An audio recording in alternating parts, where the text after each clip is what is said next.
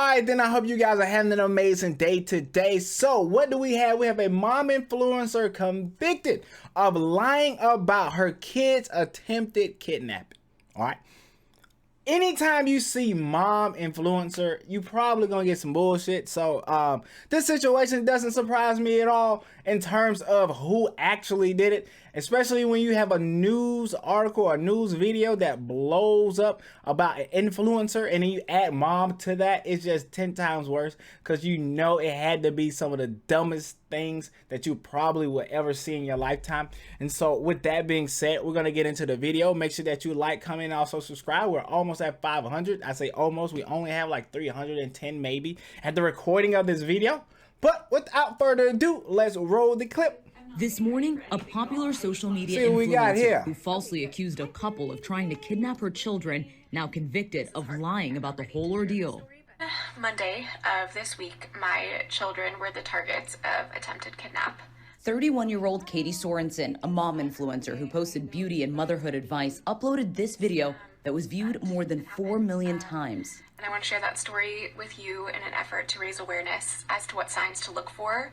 Falsely claiming that strangers... What signs to look for? Apparently, your advice is not that good. You telling me that she's supposed to be a mom influencer who gives out great advice. If this is the advice that she's giving out to her fan base, her following, I can only imagine some of the other advice that she could potentially give out to her fans, all right, her following. All right, so let's continue. Tried to kidnap her 2 young children on December 7th, 2020, outside the Petaluma, California Michaels store.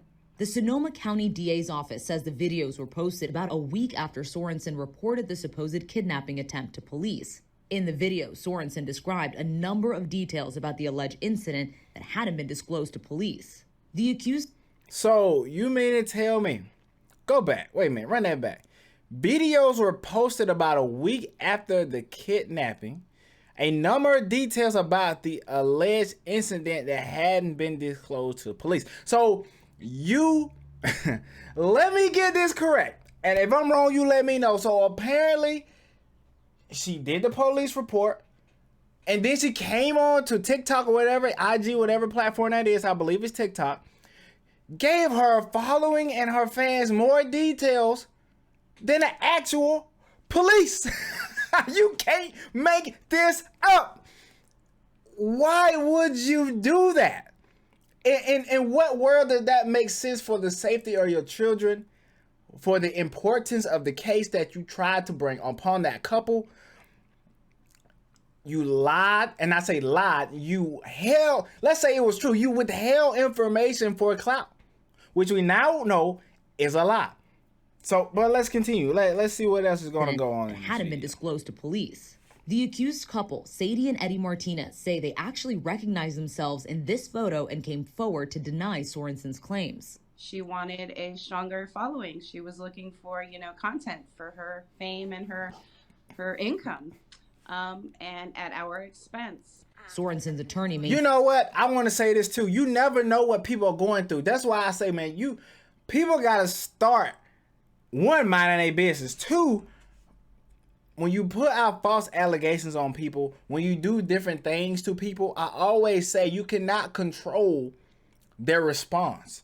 Good thing that couple handled that the correct way, but just imagine if that couple or whoever it was, like in a situation like this, imagine if, right, they were the type of people to have a retaliation mentality. All right. And so what I mean by that is, let's say they saw that video that she posted on TikTok or whatever. They saw the video. It's going crazy. It's blowing up. Now they know who she is.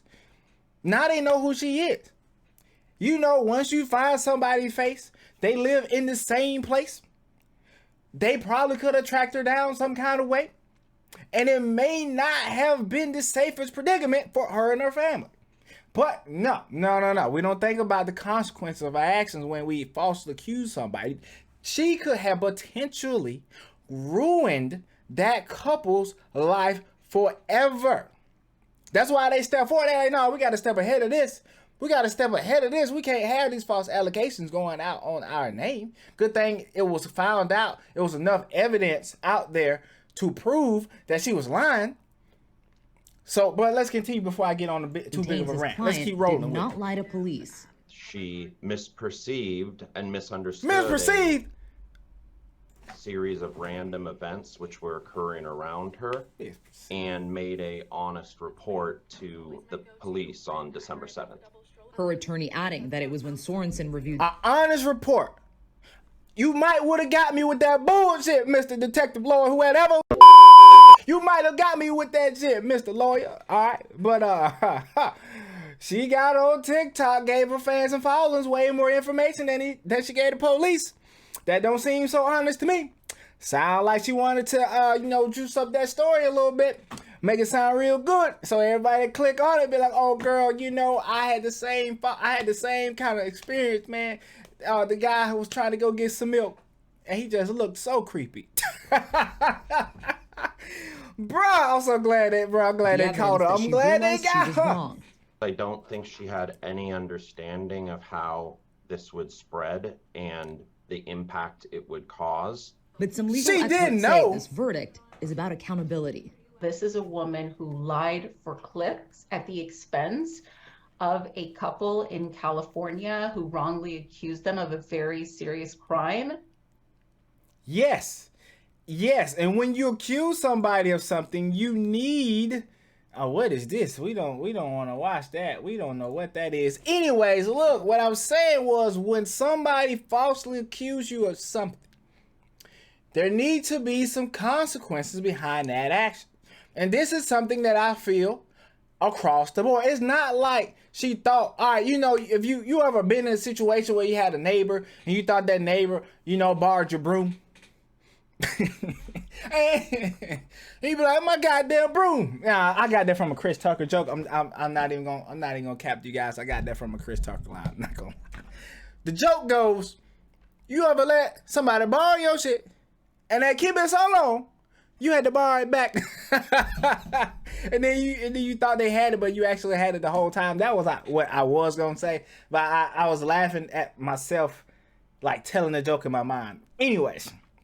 What I'm basically trying to say is this is not something small that she thought they did and that she mistakenly accused them of doing. This ain't nothing small, This is some huge stuff.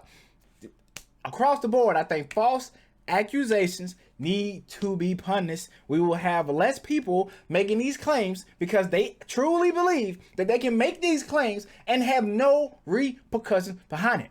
Like somebody who's accusing somebody of rape. They can make these false allegations. And then the person who served time or a person whose life was ruined behind that, who image and likeness and all of that has been ruined forever, that person who was accused of that had to go through that through their entire lives. And the person who was the accuser, nothing happens there or forgotten. And a lot of times they stay anonymous anyway, so it doesn't really matter. The fact that her information is even out there in the first place is only because I feel like she was an influencer and she was somebody of I don't know how important she is. I say important. I don't know how big of a following she has or nothing like that. But you get what I'm saying. Look, all my goofiness aside, bro. I'm glad that they caught her in the act and they was able to probably decipher through the video that the what you bringing to us isn't what happened here. They just going throughout their day and trying to go through Michaels. You know what I'm saying? They thought they was just gonna go through that, pick up some knickknacks and go home, sit on the couch and do a little something. But no, now they gotta deal with your ass, all right? With that being said, man, I'm out of here. Look, like, comment, subscribe, all that good stuff. I'll see you nice people in the next video.